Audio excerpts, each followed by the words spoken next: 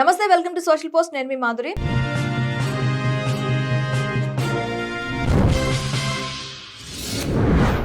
Indian history తిరిగి రాసినట్టు Indian history ఒకటైతే మనకి కనిపిస్తున్న హిస్టరీ ఒకటి అన్నట్టు ఇప్పుడు ఒక పార్టీ పవర్కి వస్తే గాంధీ గారు విల్లన్ అని రాసేస్తారు. విల్లన్ సి తప్పులు ప్రతి వాళ్ళు చేశారు, మంచి ప్రతి వాళ్ళు చేశారు. ఓకే, మంచిని మాట్లాడడం మంచి తప్పు మాట్లాడడం తప్పే ఎంచుతాం, తప్పు కాదు. ఒక పార్టీ పవర్కి వచ్చినప్పుడు ఏం చేస్తారు? నేను న్యూట్రల్గా మాట్లాడుతున్నాను. Okay, I'm not supporting Nehru. అది వేరే బేస్ ఏంటి? ఒక పార్టీ పవర్కి వచ్చినప్పుడు ఫస్ట్ దాని బేస్ ఆద్యం గాంధీ గారు. గాంధీ గారిని తప్పు ఇట చేసాడు అట్ట చేసాడు, అసలు మహామూర్ఖుడు, మహా బ్యాడ్ పర్సన్ అని తీసుకొచ్చేస్తారు సోషల్ మీడియాలో. కొన్ని జరిగినవి, కొన్ని జరగనవి అన్నీ కలిపి వేడేస్తారు.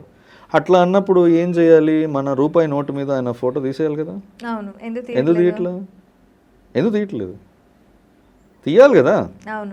అంత చెడ్డవాడు అంటే ఆయన తీసేయాలి కదా. తప్పులు చేస్తారు, అట్లా ఏం కాదు. ఇప్పుడు కొత్త నోట్స్ వచ్చినాయి, కొత్త నోట్స్లో కూడా ఆయన ఫోటో ఉంది కదా. వై? ఒక బ్యాలెన్స్ అన్నది ఉండాలి. సోషల్ మీడియా ఉంది కదా అని పిచ్చివాడు ఇప్పుడు వీళ్ళ పవర్కి వచ్చారంటే వీళ్ళు ఇంకా పిచ్చిగా మాట్లాడేస్తారు. ఆర్ఎస్ఎస్ ఒక టెర్రరిస్ట్ ఆర్గనైజేషన్ అని, అది జరిగింది జరగనట్టు, జరగనవి జరిగినట్టు ఏదో పిచ్చిగా హైప్ చేసేసి మొత్తం మన హిందూ మతాన్నే పక్కన అసలు మనం అందరినీ రండి మా దేశాన్ని ఆక్రమించుకోండి, మా పాలసీస్ అన్నీ మేము we're ready for you to occupy our country, please come in అన్నట్టు వీళ్ళ ద్వారా ఉంటుంది. దీనికి ఏంటి? సోషల్ మీడియాలో వీళ్ళు మాట్లాడతారు, వాళ్ళు మాట్లాడతారు. Social media has to be utilized with aplomb, utilized for the right purpose. ఇప్పుడు గాంధీ గారు మంచి చెడ్డాన్ని కాదు, is the father of a nation. Title తీసేస్తారా ఫాదర్ ఆఫ్ ద నేషన్? తీయడానికి ఒక తీయమనండి. నెహ్రూ ఫ్యామిలీని తిట్టుకోండి, వాళ్ళు whatever it is recorded ఉన్నాయి, దాని ప్రకారం మాట్లాడుకుంటారు. ఇప్పుడు గాంధీ గారిని ఇఫ్ ఈ సంబడి రాంగ్ అని అందరు చెప్తున్నాడు, చాలా తప్పుడు మనిషి అంటే టేక్అవుట్ ద టైటిల్. అక్టోబర్ 2 ఆయన గాంధీ జయంతిని సెలబ్రేట్ చేయదు, లాల్ బహదూర్ శాస్త్రి గారిది సెలబ్రేట్ చేయండి. ఆ రోజు ఆయన బర్త్డే కూడా ఆయన రోజే కదా, ఆయన సెలబ్రేట్ చేయండి. తర్వాత ఫాదర్ ఆఫ్ ద నేషన్ అని తీసేయండి, తర్వాత నోట్లో ఆయన పేరు తీసేసేయండి. వల్ల అవుతుందా? కాదు కదా. What is record, what is on record is different, what is not on record is different. Congress చేసిన తప్పులు చాలా తప్పులు ఉన్నాయి. మన దేశానికి కొన్ని తప్పులు చేసింది, మంచిగా చేసింది చాలా వరకు. అదే చెప్తున్నాను, ఎవ్రీ కాయిన్. అదే social media should balance that. అదేంటి ఇప్పుడు ఇండివిజువల్స్ ఏదైనా మాట్లాడతారు, but as media persons we have a responsibility to balance that and get to the fact of the matter. Okay, ఏది కరెక్ట్, ఏది పొలిటికల్ పార్టీస్ తోటి align అవ్వకూడదు. మరి ఇప్పుడు ఏంటి, సగం 90% సోషల్ మీడియా ఏంటి aligned with political parties for survival. తప్పదు. సో పొలిటికల్ పార్టీస్ ఏం చెప్తే చెప్పాలి. That's what I'm saying. It's all presstitution అయిపోయింది. అనకూడదు. See I also started as a journalist. అనకూడదు. ఇట్స్ మై ఫ్రాటర్నిటీ, మాట్లాడకూడదు.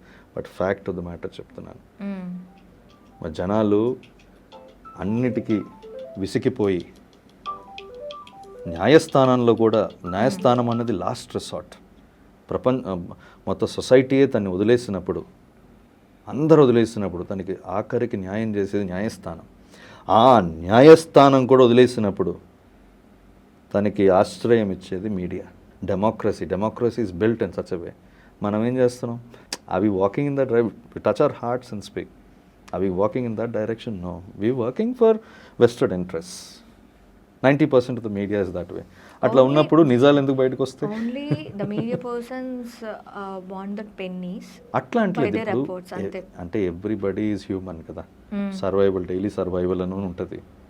ఫస్ట్ చెప్పేటప్పుడు వాళ్ళు దే డూ ద డ్యూటీ. చెప్పేటప్పుడు మీడియా ఛానల్లో పనిచేసే వాళ్ళు చేస్తారు, కానీ ఇంటికి వెళ్ళి నిద్రపోయేటప్పుడు తెలుస్తుంది కదా. ఒక జర్నలిస్ట్ పడుకుంటున్నానా లేదా అన్నది, పడుకునేటప్పుడు ఆవేదన వస్తుంది. నేను జర్నలిస్ట్ ఎందుకు అయ్యాను? ఏదో వేరే ఈ జర్నలిస్ట్ దీంట్లో సంపాదించేదానికన్నా you can go and work in software field, ఏదో బీపీఓలో పనిచేసినా ఎక్కువ శాలరీ వస్తుంది. కానీ ఇంత తక్కువ శాలరీ అయినా కూడా ఇక్కడ ఎందుకు పనిచేస్తున్నాం? ఈ ఫీల్డ్ ఎందుకంటే ప్రతివాడు ఈ ఫీల్డ్లో ఉన్నవాడేంటి, ఒక ఆవేదన ఉంటుంది. సొసైటీ మీద ఒక పట్టు, సొసైటీ మీద ఒక సోషల్ కాన్షియస్ ఉంటుంది. అందుకనే ఇంటికి వెళ్ళినప్పుడు ప్రతి 90% నేను చెప్పిన వాళ్ళందరూ చెప్తాను, 90% ఇంటికి వెళ్ళంగానే నిద్రపోయేటప్పుడు ఒక ఆవేదనతో నిద్రపోతారు.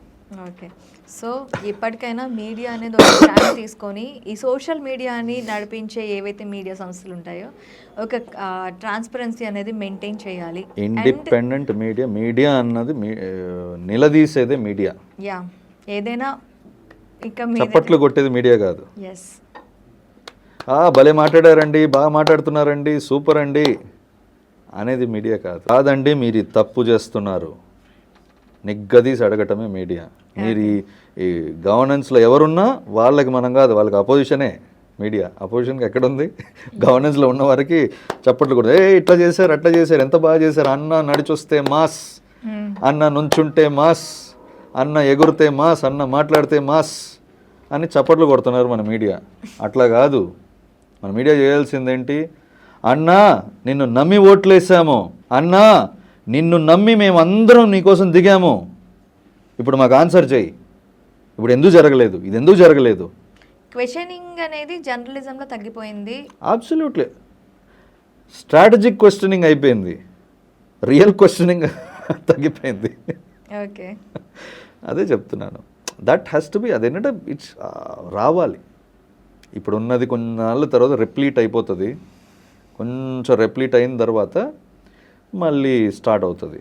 మళ్ళీ ఆ సోషల్ లెవెల్, మళ్ళీ ఆ మీడియా అన్నది ఏంటి, సోషల్ ఫైట్, సొసైటీ కోసం ఫైట్ చేసేదే మీడియా. అట్లా ఉన్నవాడే దాంట్లోకి వస్తాడు, మళ్ళీ పుడుతుంది. ఏదో పోయిందని ఎవడో నలుగురు 5 వస్తారు, అట్ట స్టార్ట్ అవుతుంది మళ్ళీ. Okay sir, thank you. Thank you.